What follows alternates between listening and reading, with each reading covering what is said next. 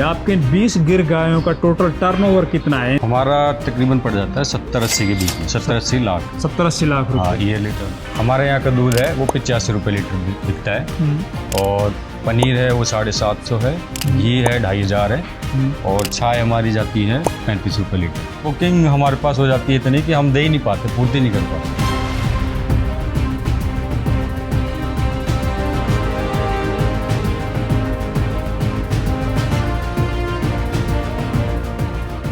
हमारे जो फार्मर हैं वो काफ़ी भोले पड़ जाते हैं। वो प्रोडक्शन तो कर लेंगे लेकिन उनको बेचना नहीं आता। और ये सारा खेल क्या है, मार्केटिंग का है, बेचने का है। आप मार्केटिंग ऐसी चीज़ है कि आप मिट्टी को भी सोना बना के बेच सकते हो।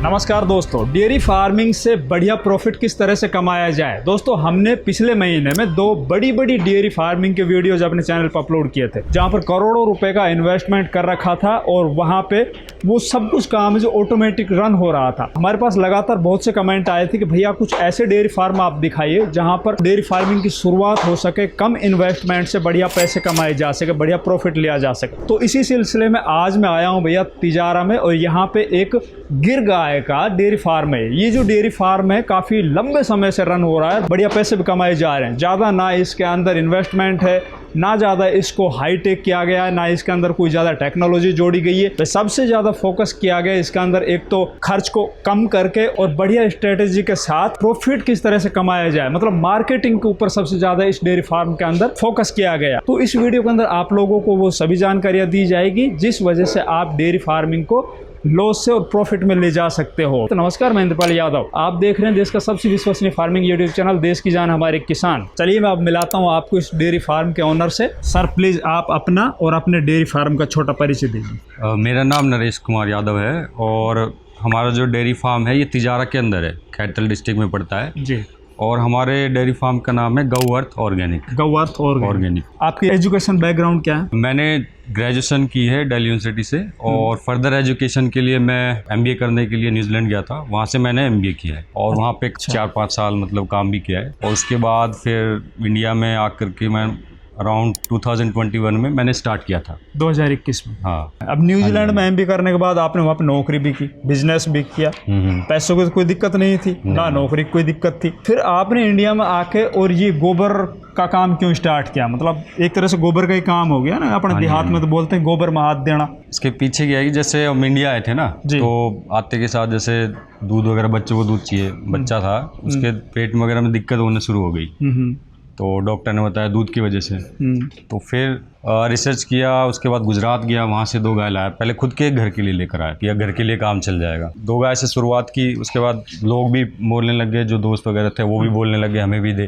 तो इस तरीके से लोग डिमांड बढ़ती गई, वो अपने दोस्तों को बताते गए, कॉल आते गए, तो फिर हमने इसको फिर बिजनेस में ही कन्वर्ट कर दिया। अच्छा। अभी मेरे पास 20 गिर गाय हैं और 2 भैंसे हैं। 2 भैंसे और बुल है जो हमारा खुद का है। कि एक ऐसा बिजनेस है जो कि आपको ना ईयर में ट्रिपल करके देता है। अच्छा, आप तो बोल रहे हो इससे आप ट्रिपल अपने इन्वेस्टमेंट को ट्रिपल कर सकते हो। अक्सर हमारे देश में जो डेयरी फार्मर है ना, वो तो बोलते हैं कि डेयरी फार्मिंग में सिवाय नुकसान या घाटे का कुछ भी नहीं, और आप बोल रहे हो इसको 3 गुना कर सकते हैं अपन। देखिए, हमारे जो फार्मर हैं वो काफ़ी भोले पड़ जाते हैं। वो प्रोडक्शन तो कर लेंगे लेकिन उनको बेचना नहीं आता। और ये सारा खेल क्या है, मार्केटिंग का है, बेचने का है जी।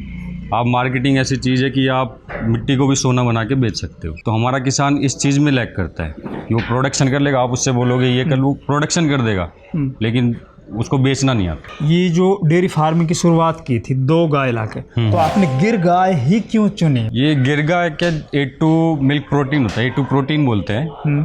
तो ये काफ़ी ज़्यादा रिसर्च हो चुकी है इस पर ना, कि ये अपनी देसी वंश होते हैं जो उसी में ही पाया जाता है। तो गिर गाय का इसलिए ज़्यादा है क्योंकि अपनी अधिकतर देखोगे अपने राजस्थान की, हरियाणा की जो नस्लें हैं वो मिक्स हो चुकी है, लेकिन एक गिर गाय है जो कि बची हुई है, जो मिक्स नहीं है।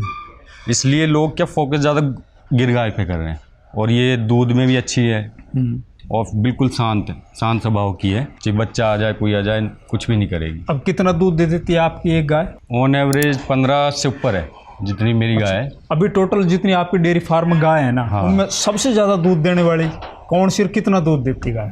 ये आप देख रहे हो ये वाली गाय चितकावरी। अच्छा, वो इसका नाम गायत्री है। गायत्री। हाँ, तो ये इसकी कैपेसिटी है और ये पहलून है फर्स्ट टाइम और 18 लीटर है इसका। 18 लीटर। तो नरेश भाई, एक गाय अपने पूरे साइकिल में टोटल कितना दूध दे देती है? एक गाय तकरीबन आप लगा लो 2.5 से और 3,000 लीटर अपनी साइकिल में दे देती है। तो 2.5 से 3,000 लीटर दूध देती है। आप बेच रहे हो 85 रुपये लीटर। बीच है।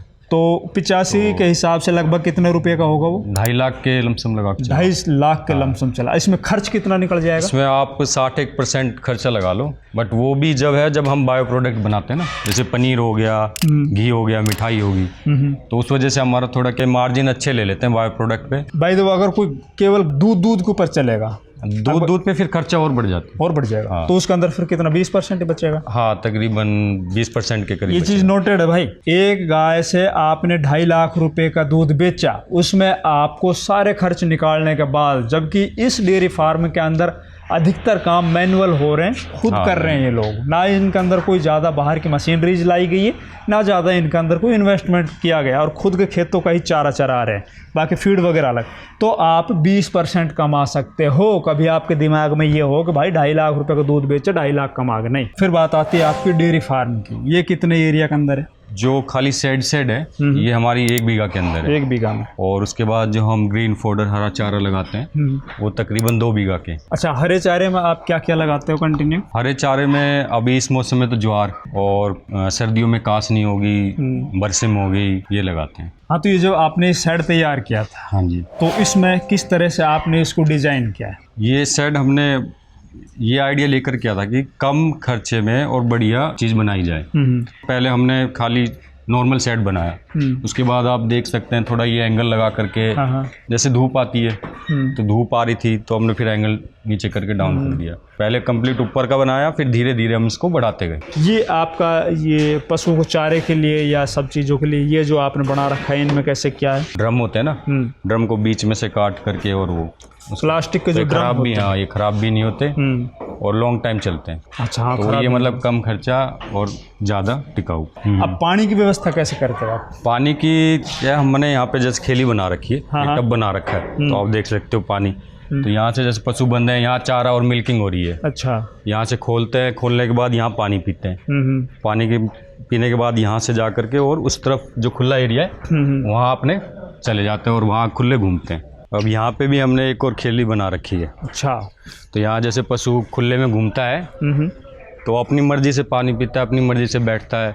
पेड़ लगा रखे हैं चारों तरफ, तो यहाँ डायरेक्ट जैसे लू गर्मियों में चलती है तो लू भी नहीं लगे। और ये शेड हमने खाली बुल के लिए बना रखा है। हमारे बुल का नाम है गजराज। अच्छा, ये बुल आपने?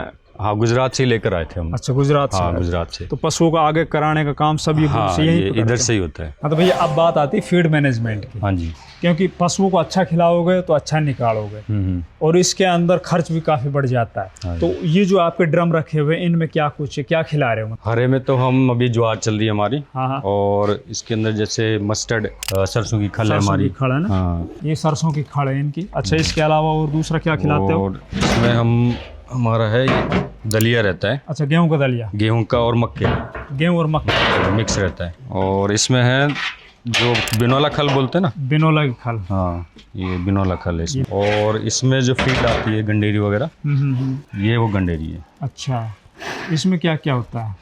इसमें भी मिक्स, मतलब मक्का और जो इनको मिनरल्स वगैरह विटामिन्स चाहिए, अच्छा, वो सारे मिक्स होते हैं इसके अंदर। अच्छा, हाँ। तो एक पशु को लगभग कितना एक दिन का? एक पशु का तकरीबन हम दूध के हिसाब से देते हैं, 40 से 50% इनके दूध का वो रहता है। तो 4-5 किलो के करीब एक पशु को दोनों समय, सुबह? हाँ, दोनों सुबह शाम। भाई का बिजनेस मॉडल है ना, वो चीज हम समझ रहे हैं। इसके अंदर इनका जो बिजनेस मॉडल है ना, वो इसको कामयाबी के राह पे लेके गए इस डेयरी फार्म को। तो अपने इस बिजनेस मॉडल के बारे में बताओ अभी आप। बिजनेस मॉडल का ये है कि जैसे आपको मार्केटिंग आनी चाहिए, अपने जो प्रोडक्ट है उसको बेचने की कला जी। अब जैसे फार्मर है, वो दूध निकालता है और डेयरी में बेचता है, उधर उतना उसको रेट नहीं मिलेगा। अब हम दे रहे हैं, हमारा जो उसमें भी हमारी पूर्ति नहीं हो पाती। अब जैसे पनीर भी बाज़ार में उपलब्ध है जो कि 250-350 के करीब है, अब हम 750 दे रहे हैं। ऐसे घी भी है, घी भी हम दे रहे हैं 2500 का दे रहे हैं। तो वो आप कैसे बेच सकते हो अपने प्रोडक्ट को, कैसे मार्केट कर सकते हो। फिर उसके ऊपर आप क्वालिटी का भी है, आप अगर क्वालिटी पैकेजिंग अच्छी दोगे, मतलब हाइजीन रखोगे तो आप अपना रेट ले सकते हो। अच्छा रेट ले सकते हो। पैसे देने वाले बहुत हैं ना? पैसे देने वाले हैं, हाँ, अच्छी चीज़ के रेट अच्छी चीज़ के रेट देने वाले हैं। लेकिन बशर्ते आप उस चीज़ को किस तरह से प्रेजेंट कर रहे हो। प्रेजेंट और क्वालिटी क्वालिटी तो खैर बेहतर देनी पड़ेगी, वरना तो एक दो बार कोई कस्टमर आपके माल को ले लेगा उसके बाद नहीं लेगा फिर। अब मैंने 4 लीटर से शुरुआत की थी, तो जैसे हमारे 3-4 कस्टमर थे, अब आप उनको अच्छी क्वालिटी दोगे, सब चीज़ अच्छे प्रोडक्ट दोगे तो कस्टमर ही कस्टमर बनाएगा। तो हमने इतनी कोई बड़ी लेवल पे कोई मार्केटिंग पे खर्चा नहीं किया। हमारे अधिकतर जो कस्टमर है वो कस्टमर ही लेकर आए हैं। हमारे यहाँ का दूध है वो 85 रुपये लीटर बिकता है, और पनीर है वो 750 है, घी है 2500 है, और चाय हमारी जाती है 35 रुपये लीटर। और हम मिठाइयाँ बनाते हैं, रसगुल्ले और बर्फ़ी। रसगुल्ले हमारे जाते हैं 550, और बर्फ़ी हमारी जाती है 1150 रुपये। 1150 रुपये किलो? हाँ जी। और लेने वाले मिल जाते हैं? बुकिंग हमारे पास हो जाती है इतनी कि हम दे ही नहीं पाते, पूर्ति नहीं कर पाते। अच्छा। हाँ। अच्छा, बेचते कैसे? और कोई माध्यम आपका कोई? हमने ऐप भी बना रखी है, तो ऐप के थ्रू भी हमारे पास ऑर्डर आते हैं। आटा बिस्किट भी बनाते हैं, च्यवनप्राश भी बनवाते हैं, और ग्रोसरी है, वेजिटेबल है, वो सारी हमने ऐप पर डाल रखी है, तो ऐप से भी हमारे पास ऑर्डर आते हैं। अच्छा, तो नरेश भाई आपके 20 गिर गायों का टोटल टर्नओवर कितना है? इनसे जो आप दूध बेचते हो या दूध से बने हुए जो उत्पाद बेचते हो, तो पूरे साल का क्या टर्नओवर आपका? हमारा तकरीबन पड़ जाता है 70-80 के बीच में, 70-80 लाख। 70-80 लाख रुपए? हाँ, ईयरली टर्नओवर है हमारा। अच्छा, हमारे जो व्यूवर्स हैं या फिर हमारे देश के जो भी युवा भाई हैं जो डेयरी फार्मिंग में आना चाहते हैं, उनको आप क्या टिप्स देना चाहोगे? देखो, प्रॉपर मैनेजमेंट हो। अगर छोटे से स्टार्ट कर रहे हैं तो आपकी फैमिली अगर आपको सपोर्ट करे तो वो सबसे बेस्ट है। अब जैसे हमारे मतलब मेरी मदर भी काफ़ी सपोर्ट है। अब देखा जाए तो बैकबोन है इस फार्म की, और मैं मार्केटिंग में फोकस कर सकता हूँ। तो आप जितना मार्केटिंग में फोकस करोगे और घर का सपोर्ट रहेगा तो आप उस चीज़ को आगे बढ़ा सकते हो। अगर आप इस सब चीज़ में इन्वॉल्व हो जाओगे कि प्रोडक्शन भी आप कर रहे हो, मार्केटिंग भी आप कर रहे हो, तो आप उलझे रहोगे, तो आप उस चीज़ को आगे नहीं बढ़ा पाओगे। अच्छा, दूसरा, शुरुआत हम किस तरह से करें, कितने पशुओं से करें और कितने इन्वेस्टमेंट से शुरू करना चाहिए ताकि हम फेल ना हो? देखिए, कम से कम इन्वेस्टमेंट हो। आप 2 गाय लाओ, अगर आपके पास ऑलरेडी सब कुछ मतलब बना हुआ है तो आपको बनाने की ज़रूरत नहीं है 2 गाय के लिए। और पहले आस पड़ोस में जैसे जो आपकी नियरेस्ट सिटी है वहाँ से ट्राई करो सेल करने की। हाँ। तो जैसे 2 गाय का सेल करोगे तो धीरे धीरे आपका अच्छा मतलब वही ये प्रोडक्ट ऑफ क्वालिटी रखोगे तो कस्टमर बना के देगा। अब वो है कि जैसे क्या आजकल हमारे जो युवा जनरेशन है वो इन्फ्लुएंस ज़्यादा होती है। अब कोई दिखा देते हैं कि इतनी गाय है, इतना टर्नओवर है, तो ऐसे इन्फ्लुएंस ना हो, अपने स्टेप बाय स्टेप चले, कम खर्चे में कम लागत में शुरू करें, धीरे धीरे बढ़े, एकदम से जंप मारने की ना सोचें। अब मेरे पास जैसे पशु कम है, मतलब 20-25 मैंने इतने ही रखूँगा।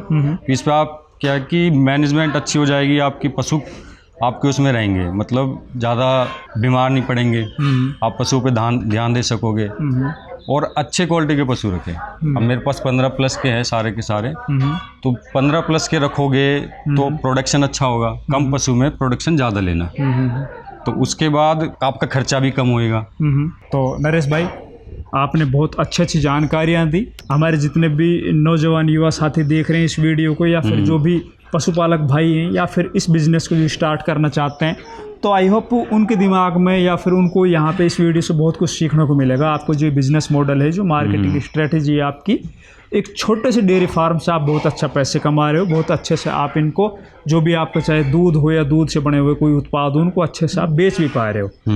तो आपका बहुत बहुत धन्यवाद। तो दोस्तों, हमारी वीडियो अच्छी लगी, वीडियो को लाइक कीजिए, ज़्यादा से ज़्यादा वीडियो को दूसरे किसान भाइयों तक शेयर कीजिए, और चैनल सब्सक्राइब नहीं किया तो प्लीज़ चैनल सब्सक्राइब कीजिए। धन्यवाद।